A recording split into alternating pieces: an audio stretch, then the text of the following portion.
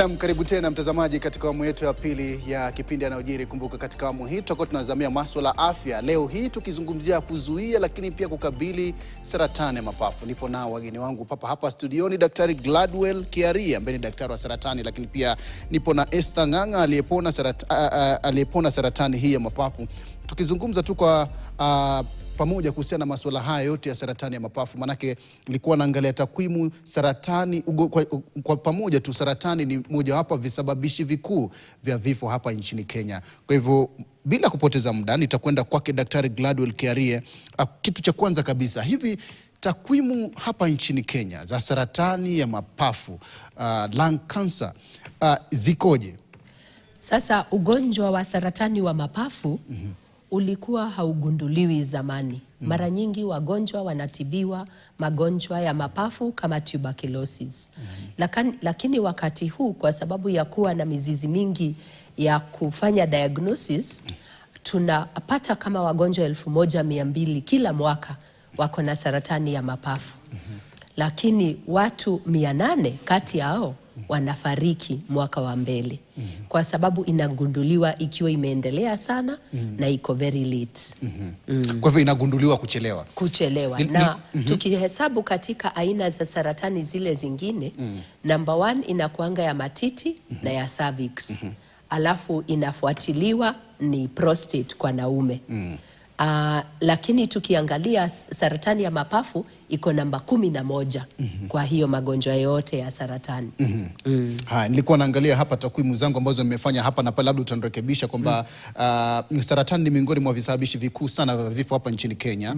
Lakini saratani zinazoongoza kwa idadi ya visa vya vifo hapa nchini Kenya, kwanza kuna saratani ya matiti ambayo 16.2. Kweli. Kisha kuna saratani ya mlango uzazi kwa 12. Lakini kuna saratani ya tezi dume jinsi ulivyosema 10. Lakini kuna saratani ya umio inaitwa esophagus kwa 7.1. Lakini pia ipo saratani ya utumbo mpana ambayo ni 7 vile. Sasa turudi katika saratani hii ya sasa hivyo umesema saratani ya mapafu iko namba 11. Hapo hivyo umehesabu. Ndio. Sasa turudi katika saratani ya mapafu sasa.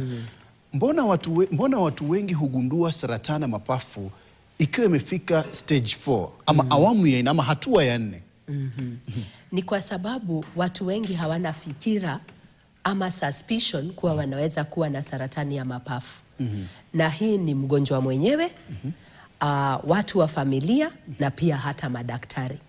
Na pia njia za kugundua kuwa uko na ugonjwa wa mapafu ni njia ambazo zinahitaji kupigwa picha ya kifua. Ni njia ambayo zinahitaji kuchukua kanyama katika mapafu. Katika mapafu. Na tunaweza kufanya hivyo tukiwa na scan, alafu tunaona uvimbe, tunaweka kashindano, tunafanya biopsy.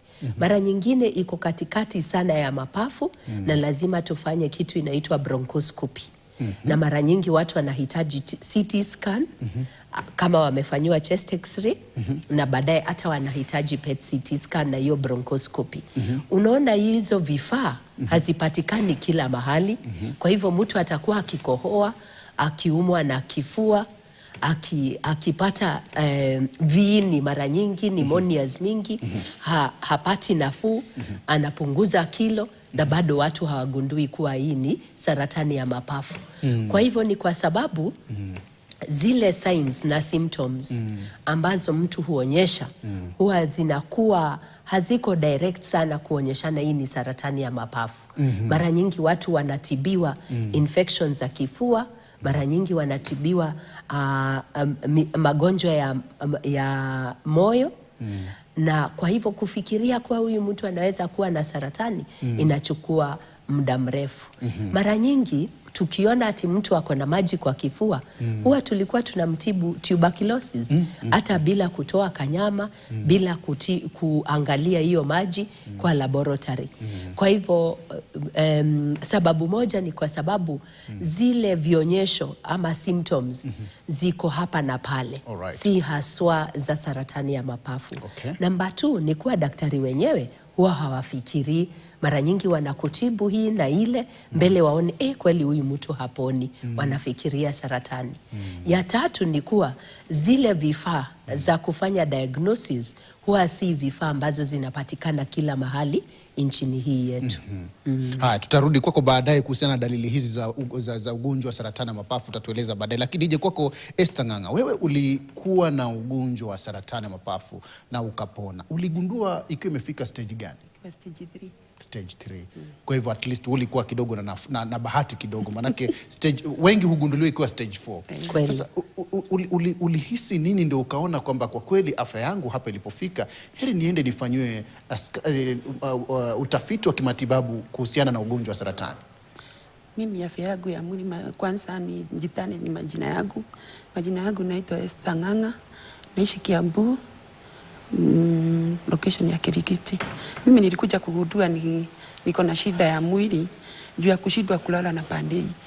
Nilikuwa nakohoa sana. Na nilikuwa naenda hosi tangu 2017. Nikaenda hosi. Nikienda hosi wananiambia ni shida niko naye ya pressure. Wakanipea dawa, wananipea dawa, wananipima. Lakini nilikuwa nakohoa sana. Sasa nikaenda hosi, nikaenda miaka 1, 2, lakini tangu 20 mimi nafanyaga kazi ya mboga. Kuna customer wangu alikuwa wa hiyo hospitali, nikamwambia mimi ningeweza uniandikie picha niende nipigwe juu nikienda huko hosi, nikiwaambia wananiambiaga ni shida niko naye ya pressure. Wakaniambia nitakuandikia, kuenda kuandikiwa nikaonekana niko na kashida kidogo ya roho. Sikukuwa nalala vizuri. Nikilala na pande hii nakohoa. Juu mimi sina lungs moja, yote imeisha. Imekuruwa yote imeisha. Na ndio maana nilikuwa nashindwa kupumua. Kwa hivyo ulipochukua uamuzi wa kwenda kufanywa utafiti zaidi wa kimatibabu ndio wakabaini kwamba ulikuwa na saratani ya mapafu? Ndio sasa nikaenda hosi, akaniandikia, nikaenda nikapigwa picha. Kupigwa picha, kupeleka hospitali, akaniambia wanataka kunipea referral niende Kenyatta. Sasa nikaenda Kenyatta, nikaanzia hapo Kazote. Nikatumwa room 17, nikaenda room 17, kutoka room 17 sasa nikaenda 23. Hapo ndio nilienda, nikaandikiwa picha, nikapigwa, nikaonekana niko na shida ya lungs. Sasa wakanituma bioscopy. Kuenda kufanywa bioscopy, nikaonekana niko na shida ya lungs. Yes. Okay. Haya, tutarudi kwako baadaye tuweze kujua ile safari yako ya matibabu. Lakini sasa nirejee tena kwa Daktari Gladwell Kiarie. Sasa hizi dalili zinaonekana daktari huchukua muda mrefu ili kufanya maamuzi jinsi alivyosema. Kwanza ilionekana kama ni pressure, pili ilikuwa akilala na upande mmoja na hisi kwamba maumivu kidogo, vitu kama hivyo. Lakini sasa ni dalili zipi hizi ambazo mimi, kwa mfano mimi Mkenya wa kawaida, nikiziona kwamba hii ni kansa hii, na ni kansa ya mapafu, nichukue hatua mara moja, isifike stage 3 ama stage 4? Ni kweli. Kitu ya kwanza ni kukuwa na hiyo suspicion. Kwa daktari hata akikuona ajue huyu anakohoa, anaweka nyuma ya fikira zake. Kikohozi kisichoisha. Unakohoa, unatibiwa. Unakohoa, unatibiwa. Na unaendelea hivyo kwa muda mrefu. Na pia kukohoa damu. Wale wanakohoa damu kwa sababu damu inatia wasiwasi. Huwa mara nyingi wanatumwa picha haraka. Ingine ni maumivu ya kifua. Vile Esther ametueleza alikuwa anaumwa na kifua chake, lakini anapimwa hii. Yeye mwenyewe ndio aliinsist atumwe picha ya kifua. Ukiendelea hivyo, maumizi ya kifua, kukohoa, unaendelea hivyo, unaanza kupumua na shida. Ukitembea kidogo, unasimama, unahema, unasimama upumzike kwanza. Alafu sauti inaanza kukwaruza. Unaongea na hoarse voice. Watu wanasema sauti yake imebadilika. Na pia unapata uchovu. Unatembea kidogo kwa sababu mapafu yako imepunguka ile kazi inaweza kufanya ya kuleta oxygen kwa mwili ama hiyo hewa. Unatembea kidogo, unachoka. Watu endelea vile vile, kilo inaanza kupunguka. Hamu ya chakula inaanza kuisha pia. And then hiyo sasa hizo dalili za kukohoa damu sasa zinaanza kukua. Alafu ikiwa imeenea pahali pengine kama kwa mgongo, unaanza kuumwa na mgongo. Wakati mwingine hata unapata fracture kwa miguu, kwa sababu hii saratani imeenea pahali pengine. Inaweza kuenea kwa ini, inaweza kuenea kwa mifupa, inaweza hata kuenea kwa ubongo. Haya, sawa sawa, bila shaka tunaendelea kuzungumza masuala haya saratani ya mapafu hapa nchini. Kumbuka ametoa takwimu sasa hivi, ametueleza kuhusiana na dalili hizi za ugonjwa wa saratani ya mapafu. Sasa DJ kwako tena Esther, labda kabla tuende mapumzikoni, maana kidogo niko dakika kama 5-6 hivi tuende mapumzikoni. Baada ya kufika pale hospitalini, na ilichukua muda gani daktari kuthibitisha kwako kwamba kwa hakika unaugua ugonjwa wa saratani? Hata sikukaa sana juu nilikuwa na hiyo picha ya huko nilikuwa nimepigwa. Sasa kuenda kupatia daktari, aliniambia nitapigwa picha zingine ndio nipate matibabu vizuri. Sasa akaniambia niende nipigwe picha ya roho, PET scan na hii ya oxygen. Sasa nikaenda nikapigwa, nikaonekana sasa niko na shida ya lungs. Nikatumwa picha ya lungs na hiyo ndio inaitwa CT scan. Kuenda kupigwa hiyo ndio nikaonekana niko na shida. Nikaambiwa niende nipigwe ingine ya kichwa. Ndio nionekane kama imeenda na juu. Kupigwa nikaonekana haijaenda juu. Nikaambiwa nipigwe ingine ya abdomen. Nikaenda nikapigwa, sikukuwa na kitu hata. Sasa nikaambiwa nitaanzia matibabu. Na hiyo matibabu nitakuwa nikilaswa hosi kuanzia Monday mpaka Friday. Juu nitaanzia kuwekwa dawa Tuesday. Lakini saa ile niliambiwa niko na saratani, nilistuka sana. Nikajiuliza, Bwana imekuja kwangu. Lakini nikaambia huyo aliniona safari ya kwanza, alikuwa anaitwa Dr. Muthoni. Nikamuuliza Dr. Muthoni, kwani saratani mtu anakulaga nini ndio apate kansa ya lungs? Akaniambia hii ni kitu ambacho imezoea. Akaniambia lakini utapona. Sasa akaniambia nitaraswa hosi kuanzia Monday mpaka Friday. Akaniambia nianzie saa hiyo. Nikamwambia sikukuwa nimejitayarisha, lakini nitakuja Monday. Sasa nikaenda home, nikakuja kama nimejitayarisha hiyo Monday. Ilikuwa safari ndefu. Juu nilikuwa najiuliza maswali mingi. Sasa nimeshikwa na saratani nasikiaga watu wakishikwa na saratani ni kukufa. Mambo mingi nilifikiria, lakini nikaweka Mungu mbele. Nikaanzia na safari sasa hiyo ya kuwekwa dawa. Nilikuwa na raswa wodi kuanzia Monday mpaka Friday, na nilianzia hiyo mambo wakati wa COVID. Sasa nilikuwa naenda na admitiwa Monday, Tuesday, wanakuja wanatupima hiyo COVID, halafu wanatuanzia kutuweka dawa mpaka Friday. Sasa Friday naenda home. Yes. Sawa sawa. Daktari, tutakuja kwako baadaye baada ya mapumziko kuzungumzia masuala haya. Kwanza kabisa tutaangalia, umesema kwamba mtu kikohozi ambacho kina damu, lakini pia ugonjwa wa TB pia huambatana na dalili hizo. Kweli. Sasa utabainisha vipi kwamba hivi vikohozi sasa, ama ni ukiona tu kikohozi upime TB, lakini pia upime kansa? Kweli. Tutaangalia hilo, lakini pia tutaangalia matibabu, safari ya matibabu ya ugonjwa huu jinsi alivyoeleza. Sasa inashauriwa vipi? Nifanyeje baada ya kujua leo hii kwamba mimi nina ugonjwa wa saratani? Nianze kuchukua hatua zipi? Lakini pia tutaangalia ni mambo gani ambayo yanasababisha ugonjwa wa saratani ya mapafu. Wengine wanasema kuvuta sigara, hali mbaya ya hewa, vitu kama hivyo na kadhalika. Mengi tu ameibuliwa katika jamii kuhusiana na ugonjwa huu. Kwa hivyo tutakuwa tunazungumza hayo yote, sababu zinazosababisha ugonjwa wa saratani. Pia tuangalie matibabu, mtu anapaswa kuanza matibabu mara moja, ama kuna ushauri ambao anapewa dawa za kutumia kwa muda kwanza kabla kuanza matibabu? Pia tuangalie hii safari ya matibabu, gharama yake, manake ugonjwa wa saratani imekuwa ikifahamika kwamba gharama yake ni ya juu sana. Tutakuwa tunaangalia, bila shaka pia Esther atakuwa anatusaidia jinsi alivyokwenda katika matibabu. Ulitibiwa hapa nchini Kenya, si ndio?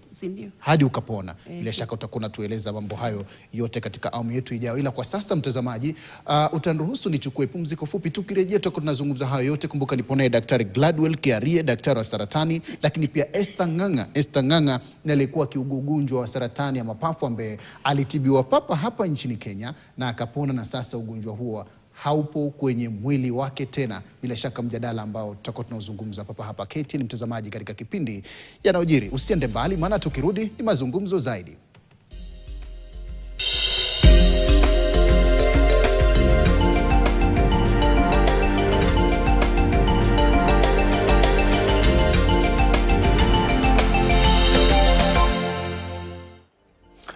Naam, karibu tena mtazamaji katika awamu yetu ya pili. Kumbuka tunazungumzia suala zima la kukabili saratani ya mapafu hapa nchini Kenya. Awali Daktari Gladwell Kiarie ambaye ni daktari wa saratani ameweza kutoa takwimu za ugonjwa huo, lakini pia akaweza kuzungumzia vitu vinavyosababisha akaweza kuzungumzia pia jinsi ugonjwa huu unapogunduliwa na pia hata matibabu. Lakini katika awamu hii tunazungumzia sasa zile sababu vitu ambavyo vinasababisha ugonjwa wa saratani.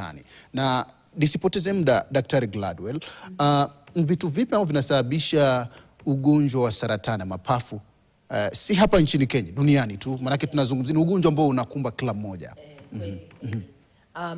Na tukiangalia kama ng'ambo, saratani ya mapafu ndio inakuwa karibu namba 1. Hapa tumesema kwetu ni namba 11, lakini pia nimekueleza kuwa kwa sababu hatuna zile mbinu za kufanya diagnosis kila mahali Kenya, ndio inaweza kufanyika kuwa hatuwezi kujua watu wote wako na hii ugonjwa. Uvutaji wa sigara ni sababu kubwa.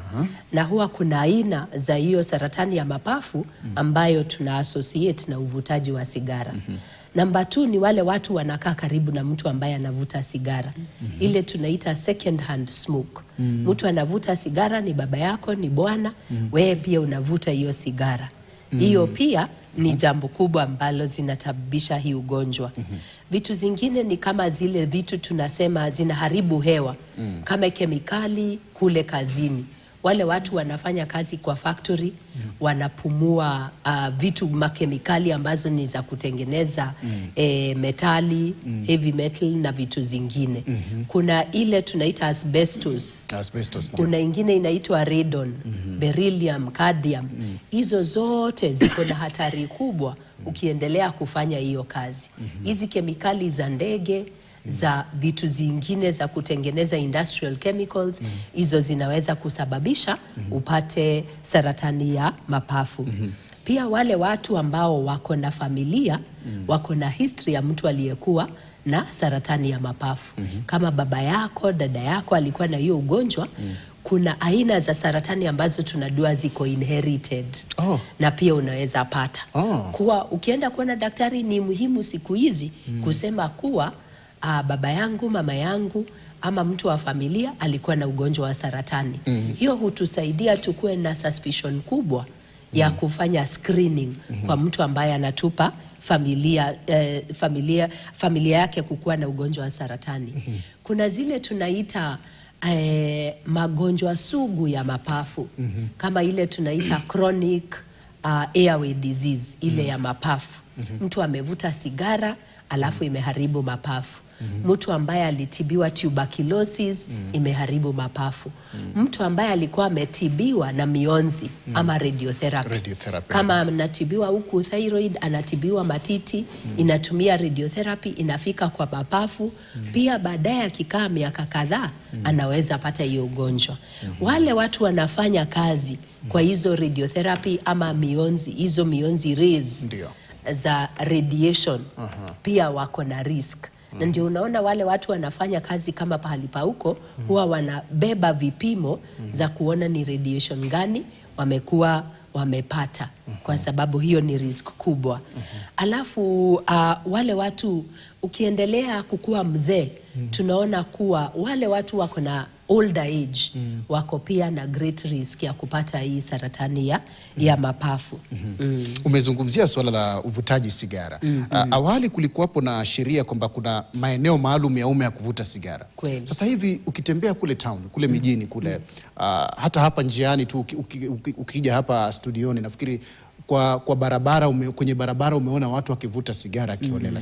Hatuwazungumzi kwa ubaya, lakini siku hizi watu wanavuta sigara kiolela. Moshi kutoka kwenye viwanda ambao umeuzungumzia, lakini pia kwenye vile viwanda vya kemikali umeona moshi tu na mara nyingi upo hewani. Sasa hali hii inatuweka katika hatari kwa kiasi gani kama taifa?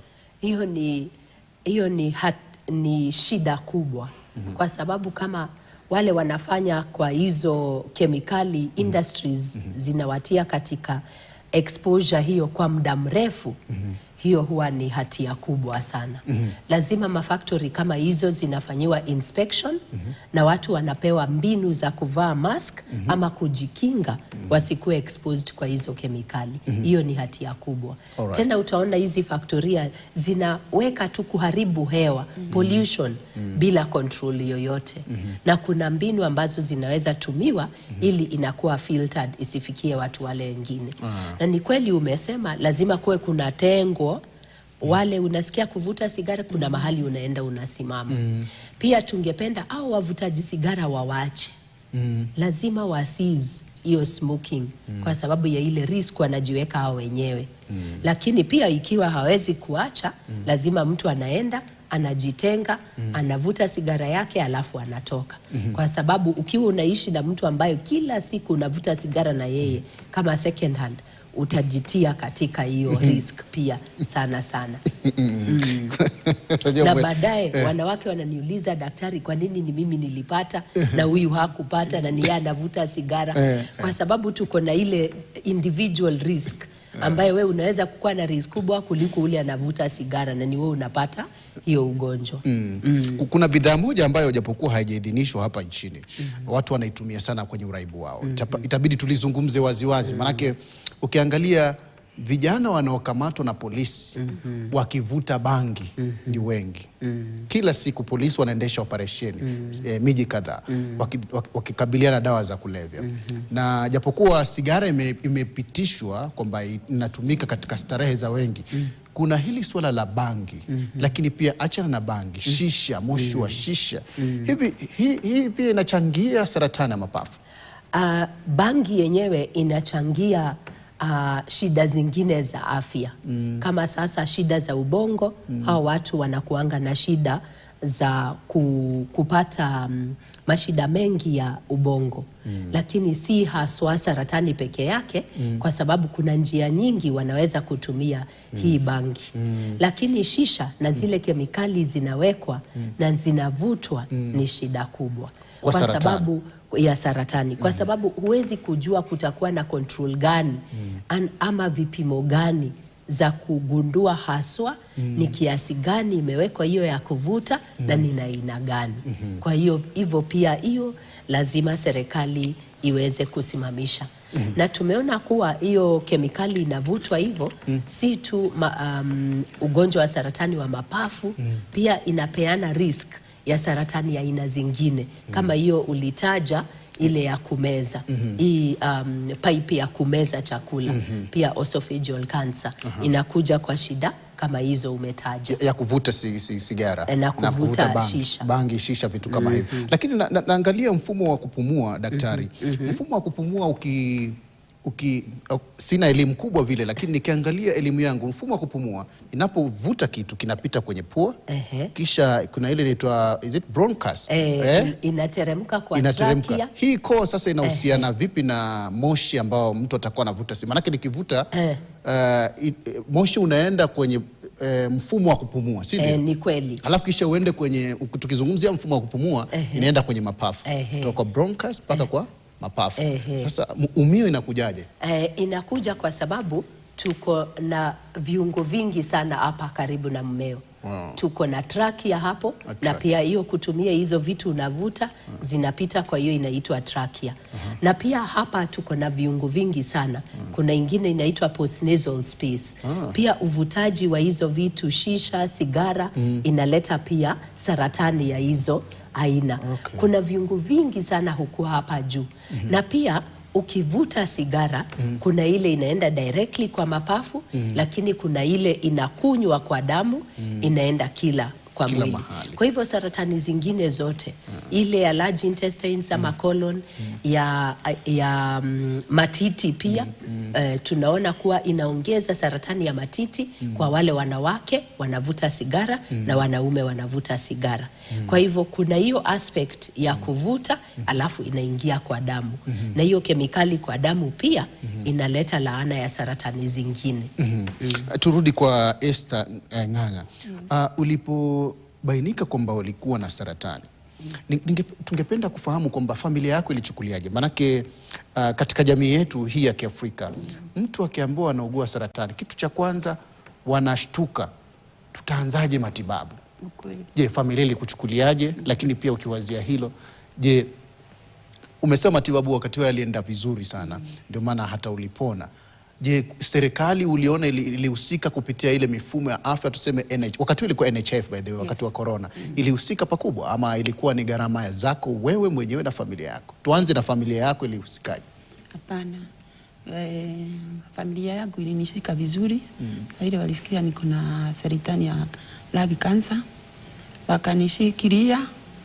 Na bado mahali nauza soko, wakanisika vizuri. Wakanishikilia, ndio hata nikikuja huku hospitali ni hao walikuwa wananifungulia hiyo soko. Wanaenda soko, wanachukua vitu, wanakuja, wanaweka. Ndio nipate fare ya kuenda Kenyatta.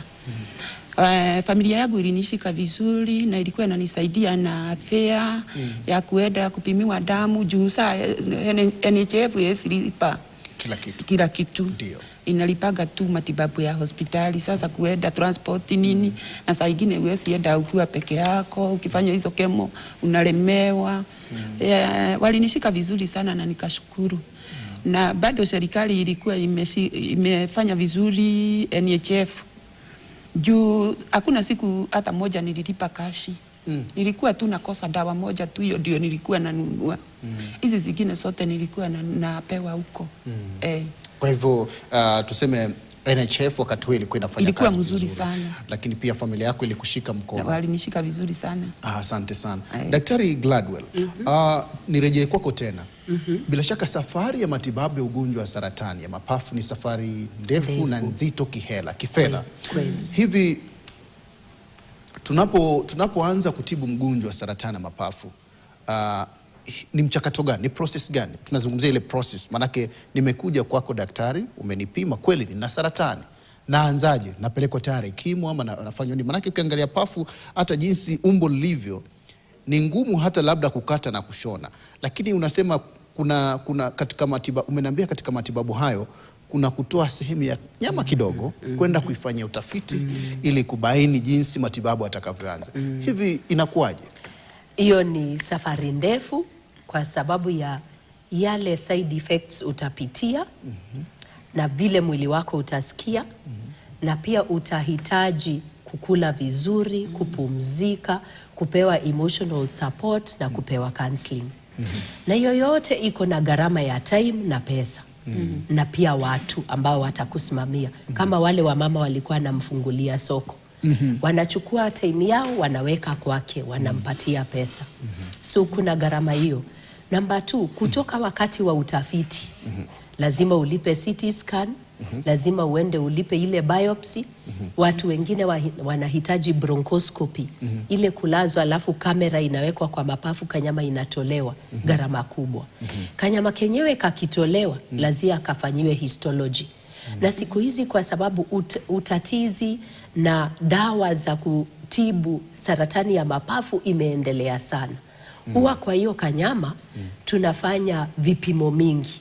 Kama tunafanya histology, tunafanya kitu ingine inaitwa immunohistochemistry, tunafanya targeted molecular markers, kwa sababu siku hizi tunaweza pea watu madawa ambazo ni direct, imetengwa tu kwa ile abnormality imepatikana kwa saratani yako ya mapafu. Kwa hivyo kuna aina nyingi za saratani ya mapafu. Lakini igunduliwe ni ipi na ni dawa gani tunaweza kukupatia. Hiyo pia ni gharama kubwa. Kama kufanya molecular markers kwa kahistology moja ni karibu Kenya shillings 1,100. Sasa tutoke hapo, tunataka kujua imeenea imefika wapi. Esther ametuambia yake ilikuwa stage 3. Lazima apimwe picha ya kichwa. Kwa sababu saratana ya mapafu inapenda sana kuenea kwa ubongo. Ndio. Kwa hivyo katika ile screening tunafanya staging. Lazima tufanye MRI ama CT scan ya ubongo, gharama ingine. Lazima tupime ile scan ya kuangalia kama iko kwa mapafu peke yake, kama iko kwa ini, vile Esther ametuambia. Kwa mgongo ama bones, lazima tufanye staging. Because staging ndio itatuambia tunaanza na matibabu gani. Tunaweza kufanya upasuaji, gharama ingine. Upasuaji wa mapafu ni gharama kubwa. Na tunafanya tu upasuaji wakati iko mapema sana na kale ka saratani ni kadogo. Kuna watu wengine wako na stage 3 kama Esther, tunampa dawa kemikali kwanza ya chemotherapy, tuipunguze ili tuende tuitoe ama tufanye upasuaji. Pia saratana nyingi za mapafu zinahitaji radiotherapy ama ile mionzi, gharama ingine. Na wakati mwingine hiyo radiotherapy inachukua wiki kadhaa. Unaenda Kenyatta kila siku, siku 5, unapumzika tu Jumapili. Unaenda kila siku, unaenda mpaka Ijumaa. Kufanywa kuchomwa, tunasema ni kuchomwa lakini ni hize radiation beams. Kwa hivyo upasuaji, umepewa kemikali, umeenda sasa unapata radiotherapy. Baada hiyo mtu kama Esther hajaambiwa kwa heri umepona, lazima aende, amepona sasa, lakini kwa maishani yake atakuwa akienda kuangaliwa. Tunaangalia mara kwa mara ili tugundue kama kuna recurrence. Inaweza kujirudia. Inaweza kujirudia. Mtu ambaye amepata mara moja inaweza kurudi tena.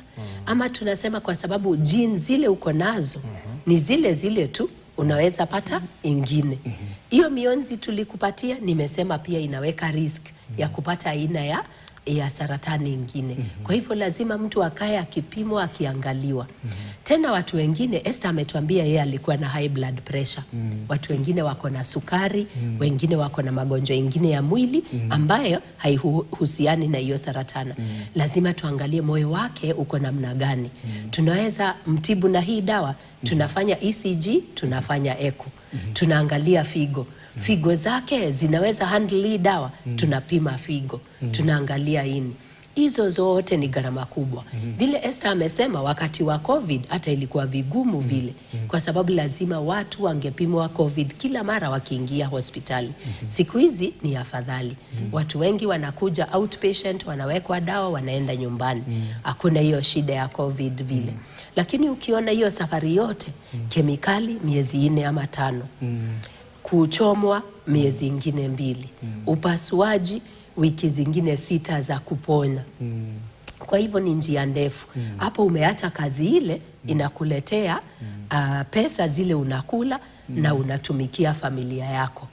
Unatumia hizo pesa kwenda hospitali, hufanyi ile kazi. Esther for sure alipoteza pesa mingi wakati hawezi kwenda sokoni. Akiwekwa hiyo kemikali, the next day hawezi ati anaenda. Lazima aende achomwe sindano ya kuboost immunity yake. Lazima after 1 week apimwe damu. Lazima akirudi tena apimwe damu tena. Kuangalia figo na ini, ni njia ndefu na yenye gharama kubwa. Lakini vile Esther ameeleza, NHIF, National Hospital Insurance Fund, ambayo sasa ni SHA, inasaidia sana wagonjwa kwa public na private sector. na ni lazima tuseme na tushukuru ile usaidizi tumepewa. Sisi madaktari tulipoanza kutumia NHIF wakati ule, wagonjwa waliongezeka, tukasema hao walikuwa wanaenda wapi? Because tulikuwa tunafanya diagnosis. 2015 serikali pia ilifanya MES, waliweka CT scans kwa kila county hospital. Unajua hiyo iliongeza wale watu wako na saratani aina kwa sababu ukiwa Nyeri sasa wanaweza fanya CT scan. Ukiwa Moyale unaweza safiri uende maybe Garissa sijui ufanywe endoscopy. Unaweza safari pahali pengine ufanywe PSA. Kwa hivyo aina za saratani ziliongezeka Kenya kutoka wakati huo kwa sababu ya ile tunaita na kimombo measurement bias. Ukitafuta utapata. Ukipima watu utajua wako na saratani. Lakini wale watu walikuwa wanafifia na mtu anakufa bila kujulikana alikuwa na ugonjwa wa saratani ya mapafu. Okay. Nije kwako Esther. Yes. Daktari baada ya kupima na kubaini kwamba ulikuwa na saratani, alikwambia ilikuwa imesababishwa na nini? Maanake kuna ile ripoti, ukitoka hospitali kuna ripoti huwa unapewa kwamba tulikuwa na hiki na hiki na hiki, tulikutibu hapa. Mimi nilikuwa na mzee alikuwa anavuta sigara 16 years. Sasa kwenda hospitali wakaniuliza kama nilikuwa nakunywa sigara. Nikamwambia hapana, mimi sijawahi kunywa sigara, lakini mzee wangu alikuwa anavuta. Kaniambia hiyo ndio ilini effect. Yes. Okay. Kwa hivyo ilichangiwa na mmeo aliyekuwa akivuta sigara. Yes. Kwa hivyo ndio ilichangia. Yes. Aha. Jinsi tu daktari alivyozungumza. Kwa hivyo katika familia hakuna historia ya ugonjwa wa saratani. Kwetu hakuna kansa na hakuna anything kama hiyo. Nafikiri ni kile ambacho daktari alikuwa anazungumza kwamba vutaji wa sigara hasa yule ambaye havuti anapata moshi tunasema ni anapata huu moshi kupitia ule mvutaji, anakuwa katika athari zaidi. Ni yale ambayo daktari ameyazungumza. Lakini wacha niongeze jambo moja. Unajua hivyo Esther amesema walipoangalia hakuna mtu kwa familia ambaye alikuwa na ugonjwa huu. Tujue tukiangalia miaka ya 1970 ama hata 1980 kama kuna mtu kama babu yake ama nyanya ambaye aliugua pengine hatungejua.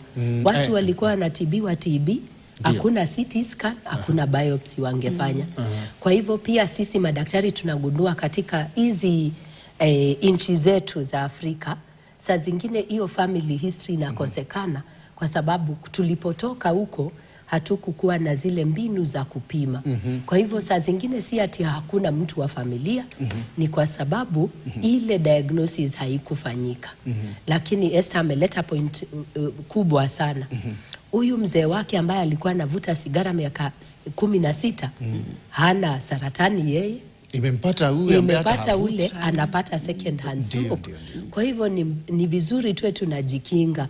Usiruhusu mtu ambaye mnafanya kazi na yeye, mnaishi pamoja, ati anavuta saratani anavuta sigara kwa nyumba. Kwa sababu hivyo tunazungumza habari ya Esther, pengine alikuwa na watoto.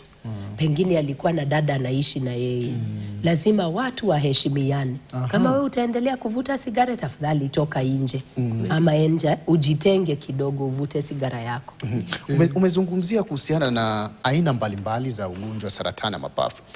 Mtazamaji angependa kufahamu ni aina zipi kwa haraka tu, maana kwa kweli hatuwezi kuzijadili kwa ndani kutokana na muda. Lakini hizi aina ni zipi za saratani ya mapafu na zinatibiwa vipi kwa haraka tu? Kuna aina kama aina 70. Kwa sababu tunasema small cell lung cancer, alafu kwa ile non small cell lung cancer kuna squamous cell, kuna adenocarcinoma.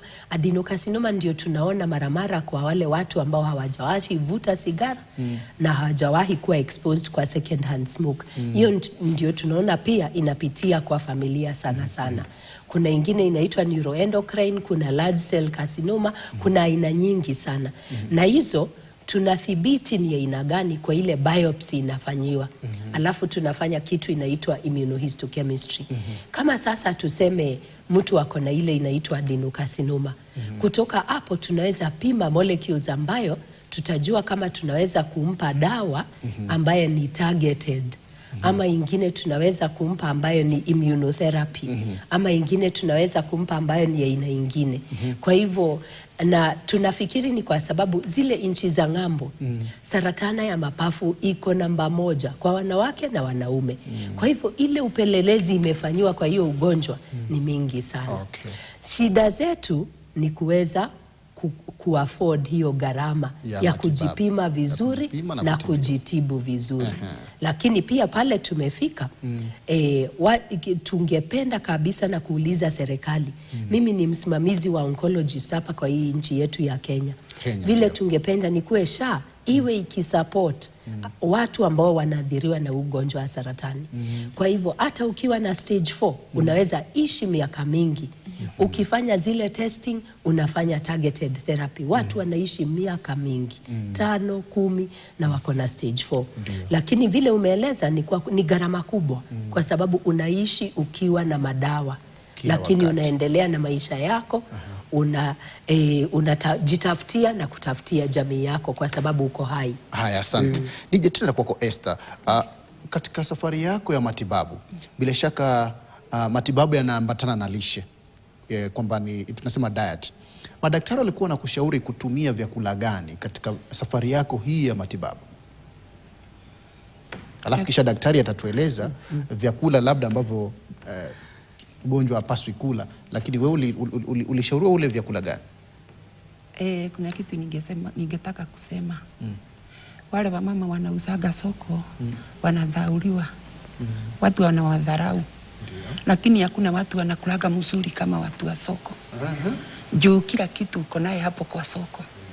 Kuna nyanya, kuna kienyeji, managu, terere, spinach, nini, kila aina. Na hizo ndio wadaktari wanaambiaga watu wakule. Hizo greens. Unakula doma, ngoase, mihogo, vitu kama hizo. Mimi niliona ilikuwa inanisaidia sana. Na alafu nikitoka hapo nilikuwa na mahali nilikuwa naenda na blediwa juice ya turmeric, ginger, saumu, silale. Sasa nakunywa na boost mwili. Kwa hivyo mimi hakuna kitu ilini affect hizo dawa. Shida ilikuwa kukohoa. Nilikuwa nakohoa sana. Lakini wakati ule niliwekwa kemo za kwanza, hiyo kukohoa ilifuguza. Na nikaendelea na kukula vizuri. Hiyo kazi nilikuwa nafanya. Nilikuwa natoka home, naenda Marigiti, nanunua vitu, naziacha hapo, naingia kwa choo, navaa nguo, naenda matibabu Kenyatta. Juu hizo ndio inanisaidia kwa kusaidia mwili yangu. Nikipata pesa nanunua tu vitu. Sasa niliendelea hivyo. Kwa hivyo walikushauri ule hivi vyakula vya kawaida vyetu, sukuma. Ukigua na saratani, ukule vizuri na ukue na kunywa supu sana. Inakusaidia na uji.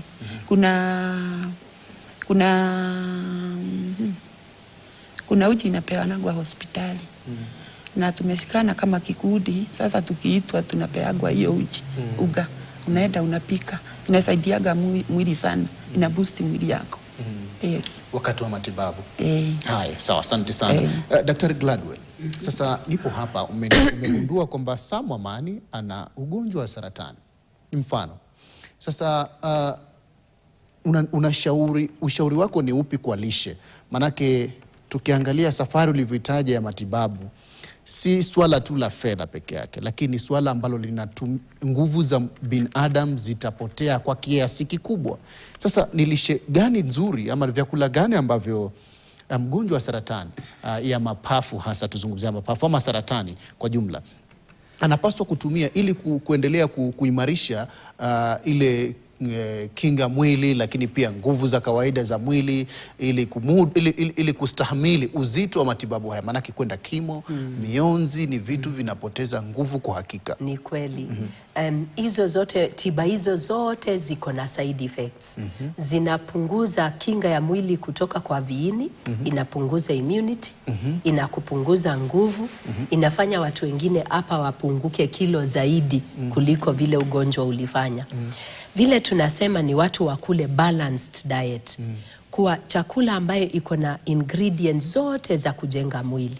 Zile zinafanya protection ya mwili, zile zinaweka nguvu ya mwili, carbohydrates, zile zinajenga hizo cells, proteins, na kukunywa maji. Wakati mwingine vile Esther amesema, tunakupa zile kemikali zinaleta vidonda za mdomo. Mtu hawezi kumeza, anasikia uchungu. Na kwa sababu hiyo uji inapewanyo hospitali imechanganyishwa na protein na carbohydrate na vitamins ambayo unaenda tu unapika mara moja na unaweza kumeza kwa urahisi. A balanced uji ambayo inaweza kukupa hizo balanced nutrients ambazo unahitaji. Kuna dhana moja pofu or myth ambayo watu wanasema ati ukipatikana na saratani huwezi kukula nyama. Hiyo si kweli. Kwanza hapo kwa nyama hapo ungepazungumzia, manake wengi wanapenda nyama. Kwa hakika hasa wa Kenya. Sisi wa Kenya tunapenda nyama, si choma, lakini watu wanasema kwamba nyama choma kwanza huwa ina madhara kiafya. Unaona sasa? Na wengi wetu kwa kweli tukitoka hata kazini tunapitia mahali tunauma 1, 2, 3 kabla tufike nyumbani. Hapo pazungumzie hapo daktari. Vile nimeongea ni kuwa na balance. Kila kitu kikiwa hata ni kizuri, ukitumie zaidi kitakuletea balaa. Kwa hivyo lazima kukue na balance. Ni kweli nyama haswa ni chakula ambayo iko rich sana. Na si lazima binadamu atumie kwa kiwango zaidi. Kwa sababu itakupa overweight, itaharibu blood pressure, italeta laana zingine. Lakini kwa mtu ambaye anafuata chemotherapy, hiyo chakula rich ndio itafanya kemikali ikiua cells hizi, unaenda unazijenga haraka. Ukikula kakuku, ile immunity ilikuwa imepunguzwa, unatengeneza antibodies kutoka kwa protein. Kahoma kakikuja kidogo, uko na antibodies za kutosha. Kwa hivyo the magic word ni balanced. Lazima vitu ziwe balanced. Kanyama kadogo, kakuku kadogo, ini kidogo, mboga hizo Esther ametaja. Kwanza mboga zetu zile za kienyeji huwa vizuri sana. Na tena hizo terere, hizo saget, hizo zote zikichanganywa na ile maziwa ambayo zinapikwa, mzuri kabisa. Kwa sababu hizo pia zinaondoa side effects kama ya constipation. Na pia zinaongeza iron na other minerals ambayo ni mzuri sana. Tena watu wanaambiwa watie jitihidi wakunywe maji mengi pia. Na kwa hivyo zile vitu ziko na maji kama soup. Ile supu ya kuchemshwa, unachemshiwa na zile mifupa. Alafu unatoa pengine ile mafuta, kwa sababu itakuweka roho mbaya ukiwa katika chemotherapy. Kwa hivyo trick ni balanced diet. Mtu ambaye anapitia matibabu ya saratani ya mapafu lazima akule vizuri. Hataweza kuketi na akule mingi, lakini anakula kidogo kidogo kwa siku. Hivyo Esther amesema kuwa watu wa sokoni wanadhulumiwa. Nimeona hao ndio wako na ile strategy mzuri kabisa. Ukiwa hapo sokoni unauziwa kikombe ya chai, unakula kamandazi pale. Mtu anakuletea kuku, mguu ya kuku. Unapikiwa kuwa umejibebea uji hapa. Na unakula kidogo kidogo ukiendelea na kazi yako. Hiyo ndio mtu anatarajiwa ajikinge na ajiangalie. Haya, mwelekezi ananiuliza nikuulize kama ngano ina athari ya kansa, lakini pia ukifikiria hilo kulijibu daktari, kuna wale ambao katika mchakato wa matibabu huwa wanapoteza hamu ya kula. Sasa itakuwaje? Manake kuna dawa tayari ni nyingi, lakini pia mchakato wenyewe unaumiza mwili, anapoteza hamu ya kula. Na ni muhimu ale lishe bora. Itakuwaje tena? Kwa hivyo ni hiyo dawa tunakupatia, hiyo mionzi tunatumia inaondoa hamu ya kukula. Kwa hivyo ninawaambia wagonjwa kuwa kukula ni kama kwenda kulima shamba. Ni kazi. Unajitengezea timetable pale ya kujua nitakunywa uji, nitarudia na soup. Nikishindwa hiyo supu ya saa 4, lazima nijitahidi saa 5 nikule kitu kingine. Kwa hivyo ndio unaona ile support like Esther alipata kutoka kwa wale wanafanya kazi nao. Mtu anaenda anakununulia uji, anakuletea.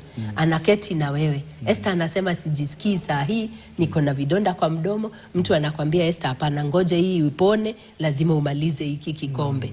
Alafu baadaye tutaenda tuchukue pale soup kwa butchery. Unaona watu wanakupa hiyo support. Unakuta kuwa walikula na wewe, walikuletea chakula, kwa sababu mtu ambaye anaendelea na matibabu kweli hana ile hamu ya kujipikia. Hana ile hamu ya kwenda kuchafuta chakula. Na kwa hivyo hiyo story Esther ametuambia ni very impressive. Anaenda Marigiti, anatafuta mboga.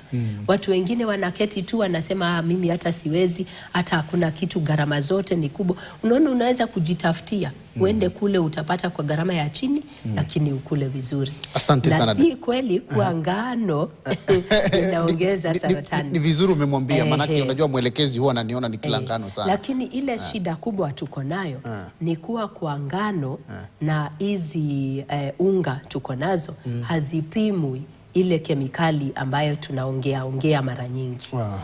Inakuanga kwa unga kwa sababu ya improper storage. Kwa hivyo haisababishi, haichangii. Lakini pia lazima tuiangalie isikue poisoned kwa sababu ya ile storage. Ni vizuri ile Bureau of Standards inaenda inaangalia, inapima unga, inaona kama hii unga is good standard.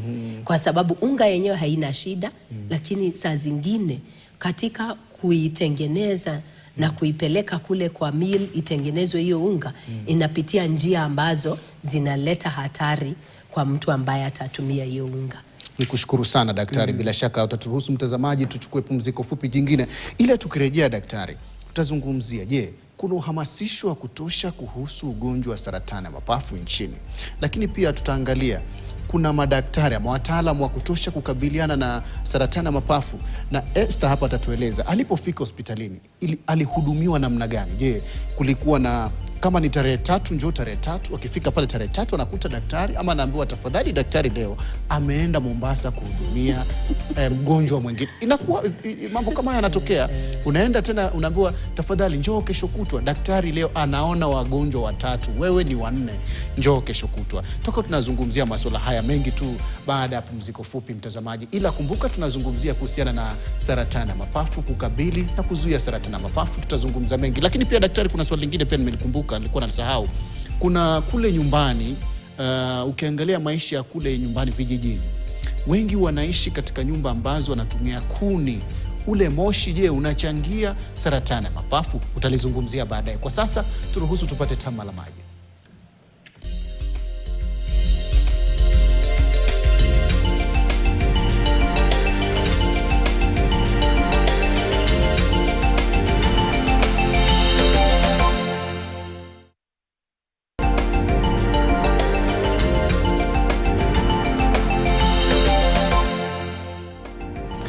Karibu tena mtazamaji katika kipindi yanayojiri. Kumbuka tunazungumzia kukabili saratani ya mapafu hapa nchini.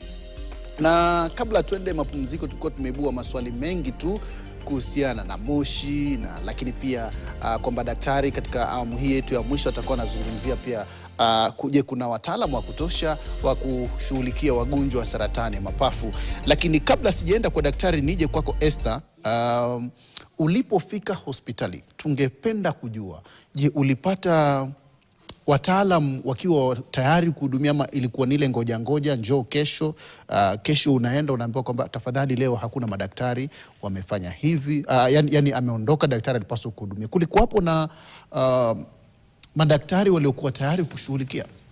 Mimi wakati ule nilienda Kenyatta, nilishukuru Mungu juu hakuna siku hata mmoja nilisumbuka. Nilikuwa naenda nakuta madaktari nawapatia kadi, wanaenda wananishughulikia. Naenda kwa wodi nawekwa dawa. Kwa hivyo hakukuwa na tatizo? Sikukuwa nasumbuka hata. Na nakumbuka wakati kulikuwa pia na corona. Kulikuwa na COVID. Uangalifu wa hali ya juu. Ukifika hospitali lazima sasa ukifika hivi ni kuingia kwa wodi. Tuesday wako hapa. Akiwa amevaa kama Watu wanaenda kwa mweli. Watu wako wamevaa kama Watu wanaenda kwa mweli, huwezi waona uso. walikuwa wamevaa kama huwezi waona kwa sababu ya corona wakati wa corona. Sasa unapimwa. Sasa daktari anaenda na kutengenezea dawa. Kwa hivyo hakukuwa na ugumu. Kulikuwa kuzuri sana. Daktari, nije kwako hapa nchini Kenya. Kwa jinsi tulipo sasa hivi kama taifa, sasa ni mwaka 2026 na kuna hatua kubwa zimepigwa katika kila sekta, lakini tuje sasa katika gonjwa la saratani, hasa saratani kwa jumla, lakini pia tuangazie saratani ya mapafu. Je, tuna wataalamu wa kutosha kukabili ama kusaidia kutoa huduma kwa wagonjwa wa saratani? Hatuna specialists wa kutosha kuhudumia wananchi wa Kenya. World Health Organization inasema kuwa tunahitaji oncologist mmoja for every 150 people in a population. Hiyo nchi yetu na Afrika kwa jumla haiwezekani wakati huu. Tuko na wataalamu wa hii ugonjwa ya saratani kama 200, 300 ambayo wako mixed. Ni wale wanafanya radiotherapy, wale wanafanya upasuaji, wanapeana dawa ya kemikali, wako mixed, wale wanafanya kazi yote. Alafu tuko na population ya watu 50 million, haiwezekani wanatosha. Vile kunafanyika ni kwa mtu kama Esther atatoka Thika kule mbali, anapitia Thika Hospital, General Hospital, anafanyiwa CT scan, anatumwa Kenyatta. Unaona kuwa wagonjwa wana safari ndefu. Badala hudumwe tayari atukiwe huko Thika kuna oncologist, kwa sababu kuna system ambayo for every population kuna daktari mmoja. So vile World Health Organization inasema hiyo inawezekana tu kwa these first world countries. Huku kwetu haiwezekani. Kwa hivyo ndio utaona Esther akikwambia ukweli, hospitali kama Kenyatta madaktari wanafanya kazi. Ndio. Hakuna siku alienda akakosa kuhutubiwa. Lakini akueleze ukweli, alingoja. Ilikuwa ni ile siku unasema siku ya kuni ni ya kuni, hakuma kwenda nyumbani. Ukiambiwa ni tarehe 3 ni tarehe 3. Ujue utashinda huko lakini utatumikiwa. Ilikuwa hivyo Esther. Ni ukweli. Ilikuwa kama ni tarehe 3 ni tarehe 3. Lakini utakaa hospitali ufanywe vipimo vyote vilivyoweza kuratibiwa vifanywe vizuri. Kwa hivyo hakukuwa, japokuwa kulikuwa na huo inaitwa ile uwe na subra katika kutibiwa. Manake ukiambiwa tarehe 3 utafanywa vipimo vyote, unaenda pale kwa umejipanga, unafanya vipimo vyote, kisha baadaye unapata ushauri wa jinsi ya kuendelea na matibabu. Daktari, sasa nije tena kwako. Nilikuwa nimekuuliza pale awali kwamba kule mashinani, unajua ndasema hili swala tulizungumza, kule mashinani utakuta mama na mtoto na mume wake wanaishi katika nyumba ambayo wanawasha moto wa kuni ndani ya nyumba ambayo wao wenyewe wanalala. Hiyo ni shida kubwa. Isipokuwa tu shida ya saratani ambayo nitaongelelea.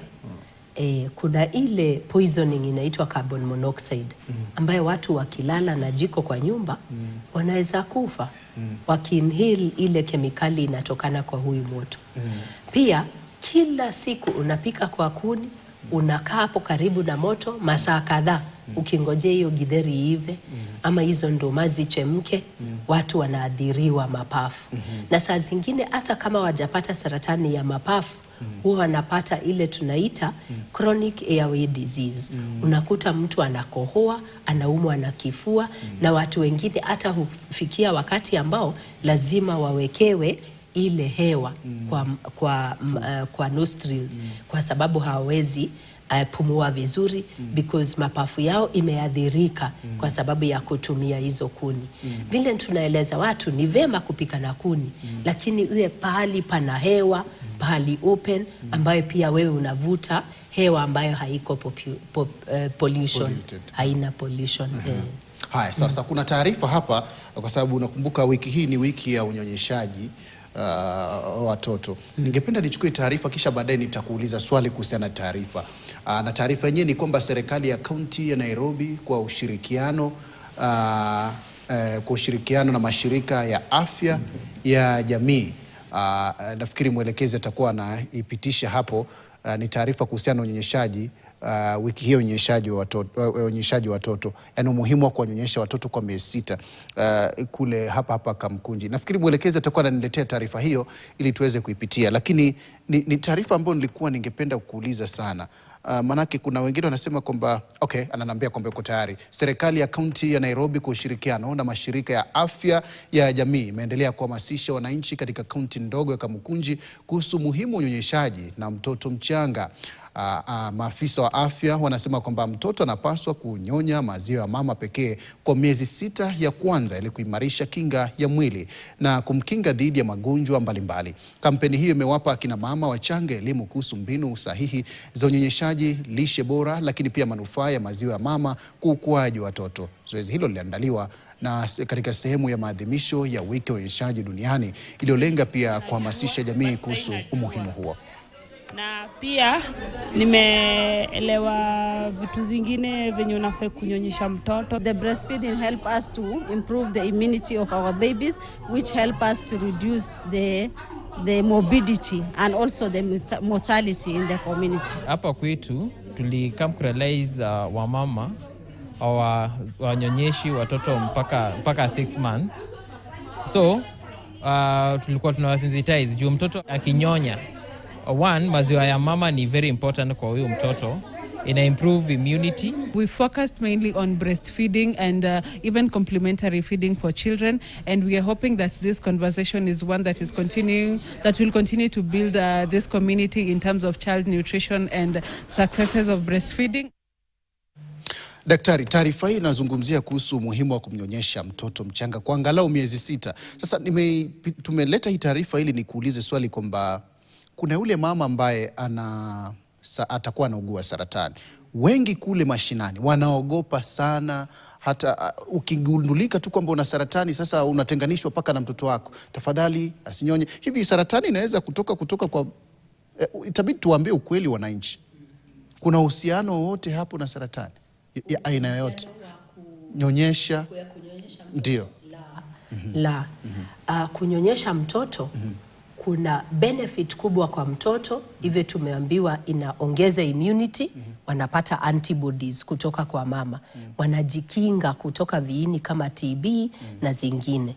Number 2, inapea huyu mtoto direct nutrients ambazo haziko contaminated. Zile kama tunaweza tumia jina kama organic, zinaenda direct kwa ule mtoto, isipokuwa hizi kemikali zinakuanga with easy artificial feeding pia. Ile ingine ni kuwa watoto ambao wamenyonya wako na mili fit, hawana obesity ama kukua overweight kwa sababu walipewa breastfeeding, mili yao imekuwa vizuri, wamelainika, hawakuangi overweight kwa sababu ya zile kemikali ziko na hizo artificial feeds. Kuna hili swala kwamba mama mwenyewe ana saratani. Sasa watu wengi wanaogopa kwamba mama ana saratani, sasa atamnyonyeshaje mtoto? Unajua hizo ni myths zimekuwa hapo. Lakini hiyo ni swala kubwa mzuri sana. Nilikuwa nataka kusema kwanza kuwa mama ambaye ananyonyesha mtoto wake anajipunguzia risk ya kupata breast and ovarian cancer. Wacha niseme hivyo kwanza. Kunyonyesha, breastfeeding lowers the risk ya kupata breast cancer na ovarian cancer. Number 2, mama akiwa ako na saratani anapata kemikali za chemotherapy, anaenda kuwekwa hiyo radiation, hawezi kunyonyesha mtoto wake. Hiyo ni kweli. Kwa sababu zile kemikali tumemweka kwa mwili za kuenda kuua hiyo saratani, hatutaki transmit hizo vitu kwa mtoto mchanga ili zisilete shida. Na tujue kwa hivyo ni vigumu sana kufanya study ati unaangalia kama ukipea mama kemikali ya chemotherapy akinyonyesha mtoto kama italeta madhara kwa mtoto. Hiyo ethically ni gumu sana kufanya. Kwa hivyo ni uongo. Kwa hivyo huwa tunaambia mama akigunduliwa ako na saratani, tunamwambia asinyonyeshe mtoto tena. Kwa sababu zile kemikali ambazo tunamtibu nazo hatutaki zimpate mtoto. Na hiyo si bahati mzuri hata kidogo, kwa sababu tunajua ile breastfeeding na kunyonyesha iko na benefit kubwa kwa mtoto na kwa mama. lakini wakati wa matibabu tunawaambia wasiendelee kunyonyesha. Kwa hivyo ikiwa mama atapata saratani na amejifungua, si sahihi kuendelea kumnyonyesha mtoto kutokana na athari za kemikali anazopewa huyu mama. Yes, huyu mama. Haya, asante. Nafikiri zisiende kwa mtoto wake. Lakini hakuna shida mama ambaye anapata chemotherapy kumshika mtoto wake, kumshika kawaida. Hakuna lakini shida. Kunyonyesha la. Hiyo inakuanga ni jambo ambazo tunaongelelea na ule mzazi na ule mama. Tunaangalia mbinu zingine anaweza kutumia ili kuendelea kumlisha mtotowe. Kumbuka huyu mama vile atakuwa akisikia mwilini. Tumeongea na Esther about kukula. Akiwa ananyonyesha, unajua hiyo inamuondolea. Ndio zamani watu walikuwa wanapikiwa soup, wanatengenezewa uji wakinyonyesha. Kwa sababu hiyo inawaondolea nguvu na nutrients mingi kwa miili yao. Sasa huyu mama ambaye ameshadhoofika kwa ugonjwa, kwa matibabu, hawezi tena naweza kunyonyesha mtoto wake. Asante. Esther, nije kwako. Sasa una ujumbe gani kwa Wakenya ama kwa yule mtu pale nyumbani ambaye sasa hivi anakutazama na anaugua saratani either ya pafu ama saratani aina yoyote? Unaweza mwambiaje? Mimi naweza mwambia mtu akisikwa na saratani asiogope. Juu saratani inaponwa. Ukifuatilia matibabu ya daktari venye atakwambia, ufuatilie hivyo utapona. Na ningependa kuambia serikali wafuatilie hii SHA, ndio watu wakishikwa na saratani wanatibiwa vizuri. Juu ukikataa kutibiwa na SHA, huwezi weza hiyo mambo ya kutibiwa na pesa kashi. Juu saratani inakuaga na pesa mingi sana. Ndio maana watu wanakufanga sana. Ningependa kuambia mtu ukishikwa na saratani ujipee nguvu. Ukijipea nguvu na ukule vizuri, juu ukipatiwa hizo chemo na radiotherapy inakumaliza nguvu.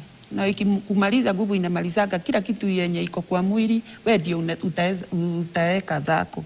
Ukieka zako ni kukula vizuri na kukunywa vizuri. Hiyo shida itaisha. Na bila shaka daktari ameniambia kwamba ikiwa wewe utaanza matibabu ya kansa ama saratani ya aina yoyote, usifikirie swala la kwamba utapata hamu ya chakula, ila niwe na discipline katika chakula. Ujiandikie kwamba ikifika saa 1 asubuhi nafaa kula kitu fulani. Either una hamu ama huna. Ikifika saa 3 ule kitu fulani. Either una hamu ama yani uwe na discipline katika kula. Asante sana Esther. Ndipo daktari. Sasa hapa nchini Kenya, ulivyozungumza takwimu zinaonyesha kwamba pia saratani ya mapafu ni tatizo kubwa. Lakini sasa nitakuuliza kwamba je, kuna uhamasisho wa kutosha kuhusiana na ugonjwa wa saratani ya mapafu? Hatuna na lazima tuongeze hamasishi hizi tukiwa sisi wenyewe na pia kwa serikali. Ili tuweze kupambana na hii ugonjwa. Kwa sababu vile Esther ametueleza ni kuwa mtu anaweza kuovercome na kutibiwa na anapona na anaendelea kuangaliwa. Na tunaweza kudeal na kuzuia. Hiyo mambo ya sigara, watu wanahimizwa wajitenge, watumie sigara yako. Kwa kazi, kule kazini, wale employers wanahakikisha wale wanavuta sigara hawavuti kwa wale wafanyikazi wengine. Na kwa manyumba, na kwa manyumba. Mzee akiwa lazima utumie sigara unatoka. Na hata social places kule watu wanaenda. Watu wale wanatumia sigara wanajitenga. Na hiyo kujitenga pia ita discourage watu wengine kutumia sigara. Kwa sababu haina ile fun ya kuitumia. So serikali inaweza kuinstitute hizo measures. Unaenda airport, unakupa wale wanatumia sigara wamefungiwa kanyumba. Wakijiangalia hivyo, mtu ile ako na hamu ya kutumia sigara anaacha. Pia tunasomesha watu kwa mashule, kwa colleges, workplaces, no smoking. Hiyo itasaidia pia. Ile ingine ni ile tunaita occupational exposure. Lazima mtu afanye kazi kwa hiyo factory ya industrial chemical. Lakini serikali hiyo ikifanya inspection, kunaonekana kuwa huyo employer anapea wafanyikazi zile mask na mbinu zingine za kuzuia asiwe in touch na hizo kemikali. Na kule kuna radiation wanapima vizuri. Wako na zile vipimo za kusema we usurudi hapa kwa hii machine tena kwa sababu umepitisha kiasi. Hizo lazima zihimizwe. Vile tumesema ni pia ukiwa na kohozi ambayo inaendelea inatibiwa kwa wiki 3, tafadhali enda uone daktari na uinsist upigwe picha ya kifua ili uangaliwe. Kwa sababu hizo tuliongelelea ambayo mtu anafikiria niko na hii ni acidity inanisumbua na kumbe ni saratani ya mapafu. Suspicion kwa daktari na kwa mgonjwa mwenyewe. Na pia tuhimize serikali iendelee kusaidia wale wagonjwa wa saratani na kuwasaidia hii co-payment ya SHA inasaidia wagonjwa sana kwa kugundua shida na kupata matibabu. Na pia Esther ametupa hope. Alikuwa anaenda Marigiti, anajinunulia mboga, anajipikia. Si lazima usaidiwe kila mara. Alikuwa anaenda kwa soko yake. Si kusema unaenda kwa hii matibabu lakini maisha inaendelea.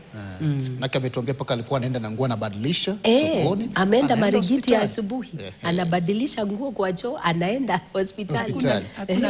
Daktari, kabla tukamilishe, tuko na dakika kama 1 mbili. Unaona Esther amesema kitu muhimu. Anasema alikuwa anapata kemikali, radiation hizo zote, hakuna siku alikaa kwa kitanda amelala. Au kuwahi lazima.